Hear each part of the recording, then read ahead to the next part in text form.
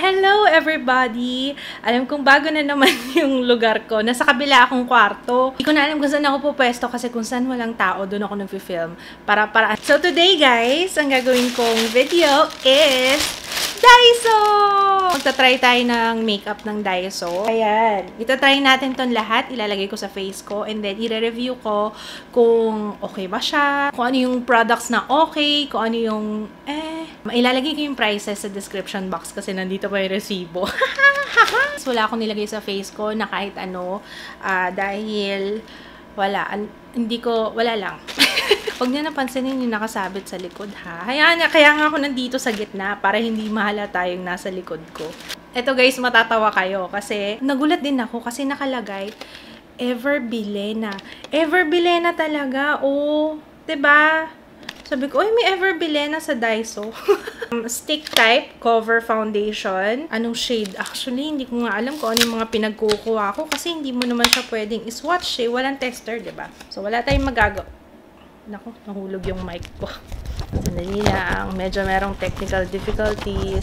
Hindi ko alam kung shade ko to. Ito na naman tayo. Mukhang magiging comedy na naman to. Pinagpawisan siya, oh! Sobrang init. Oh, 'di ba? Pawis siya, oh. Kawawa naman. Pawis. Wala akong maintindihan dito. Ang naiintindihan ko lang is Everbilena and Cover Foundation daw siya. So, ito muna yung i-apply ko on my face. Ay, ano yun? Ay,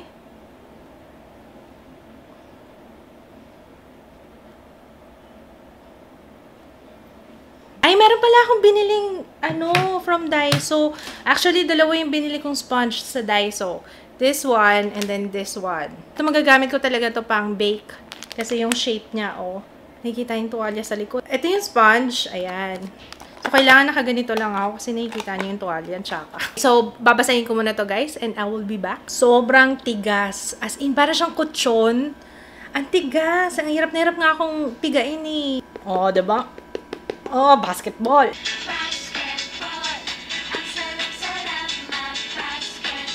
Hindi ko alam bakit ko pinaparusahan ng ganito yung mukha ko. Ang tigas nito, bes.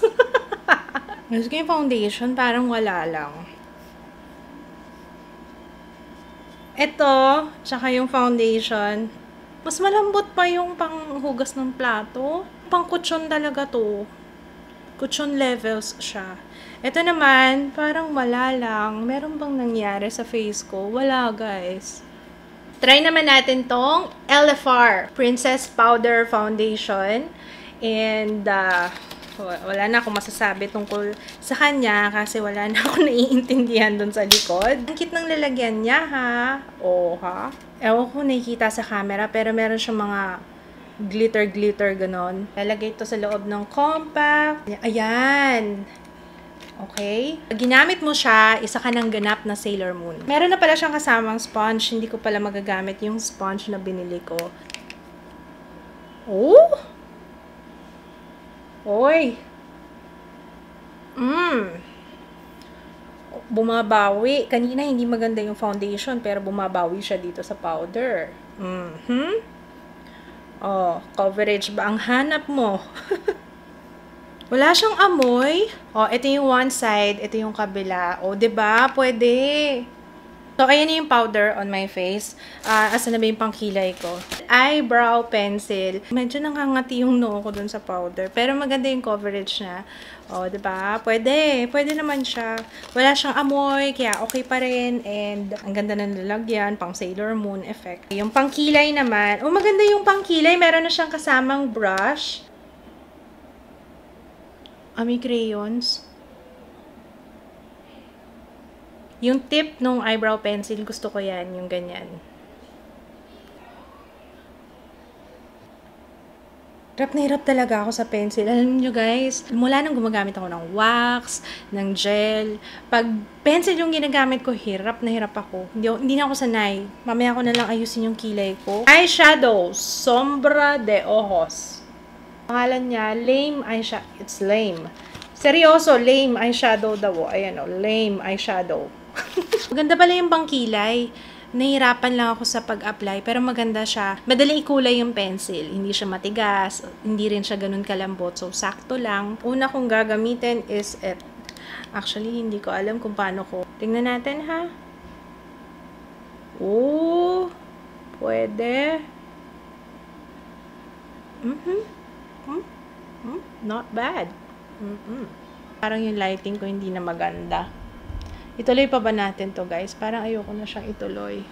Tuloy pa ba natin? Tuloy na natin. Wala tayong magagawa. Dito na tayo eh. Sige, gamitin ko tong ano nila, ha? Uy, ang pigmented nung eyeshadow nila. Hindi ko to ina-expect. Be-blend ko lang siya, ha?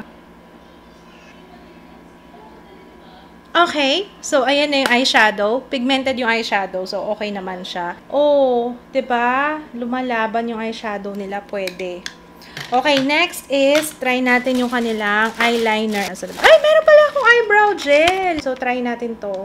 Hindi ko alam kung kakulay niya yung kilay ko, pero let's see. Ay, ano to? Ay.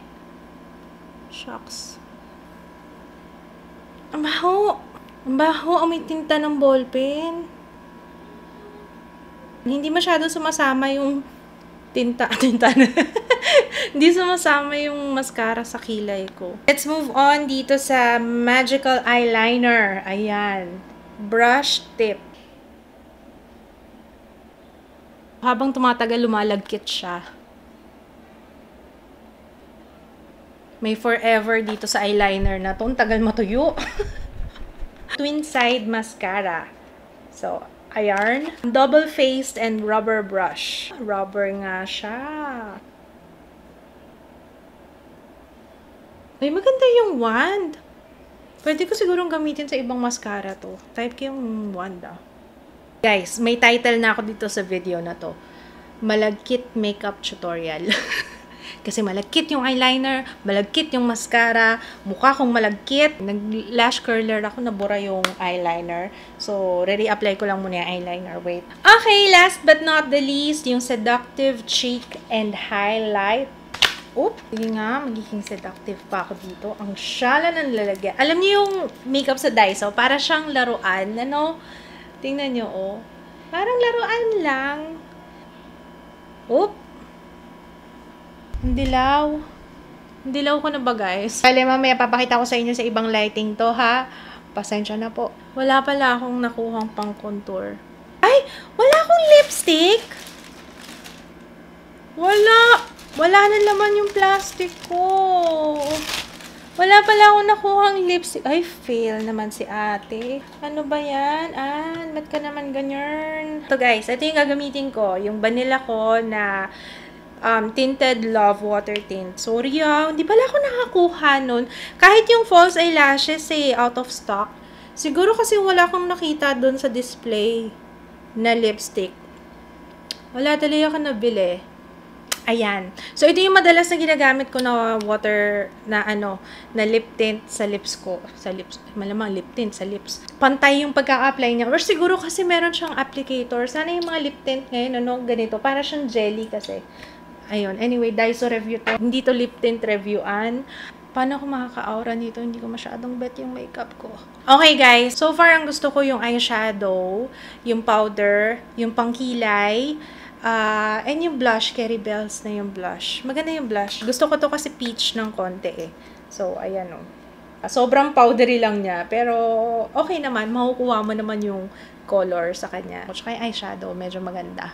Okay, babalik ako mamaya for my final thoughts. Siguro, itetest natin to ng ilang oras kung anong magiging itsura ko later. Okay, guys. Ito siya on different lighting. Siguro mga 4 or 5 oras na yung nakalipas mula nung in-apply ko to.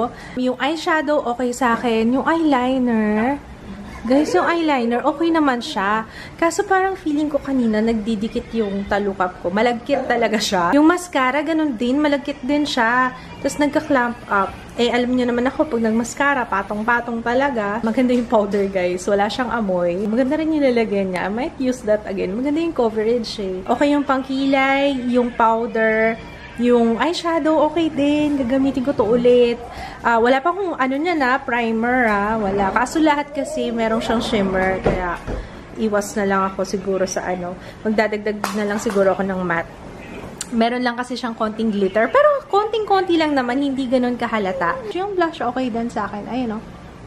Yung blush okay din. So, sa lahat nung na-try ko kanina, yun yung pinaka, yun lang yung okay talaga sa akin, yung pumasa sa akin. So, okay, yun lang guys. Thank you so much for watching. Sana na-enjoy itong video na to. And don't forget to thumbs up kung nakatulong to. Comment kayo sa baba kung meron kayong special request na gawan ko ng review. Don't forget to subscribe kung hindi pa kayo nagsasubscribe. Subscribe kayo para ma-notify kayo. May bell thingy kung nanonood kayo sa phone. And then, na-notify kayo every time may bago akong upload. Thanks so much for watching. See you again next time. Bye!